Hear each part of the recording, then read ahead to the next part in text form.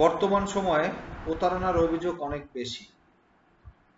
অনেক মানুষ বিভিন্নভাবেই প্রতারিত হচ্ছে।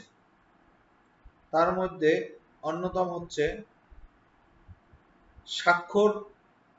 আমরা যে স্বাক্ষর দেই, আমরা যে সই স্বাক্ষর যেটাকে বলি, সেই সই এবং স্বাক্ষর যে আমরা দেই, সেই স্বাক্ষর জালিয়াতি বা স্বাক্ষরের মাধ্যমে যে প্রতারণাটা সেটা করা হয়।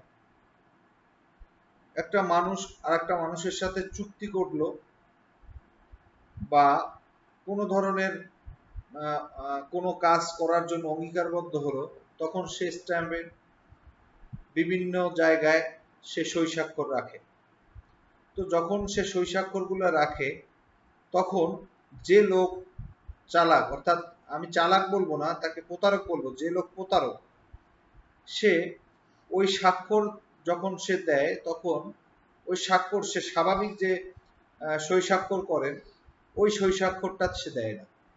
সে ওই সই স্বাক্ষরটা একটু ভিন্নভাবে দেয়। তার যেহেতু একটা বা দুইটা জায়গায় সই দিতে হয়, সে একটু ভিন্নভাবে এই স্বাক্ষরগুলা করে এবং যে প্রতারণাটা সাধারণ মানুষের চোখে স্বাভাবিকভাবে ধরা পড়ে না। সাধারণ মানুষ যখন এই জালিয়াতির ফাঁদে পড়ে, তখন সে শুধুমাত্র দেখতে পায় যে একটা স্ট্যাম্প নিয়ে আসা হয়েছে, সেখানে উভয় পক্ষ সই করেছে, কিন্তু উভয় পক্ষ সই যে করেছে, সেই সই স্বাক্ষর যে করেছে, সেই আগের সে যে সবসময় যে সই স্বাক্ষরগুলা করে, সেই সই স্বাক্ষরের সাথে মিল আছে কিনা সেটা যাচাই করা তার পক্ষে সম্ভব হয় না। যখন তিক্ততায় পর্যবসিত হয় তাদের সম্পর্কটা, তখনই এই কাগজগুলো বা এই যে প্রমাণগুলো উপস্থাপন করা হয়।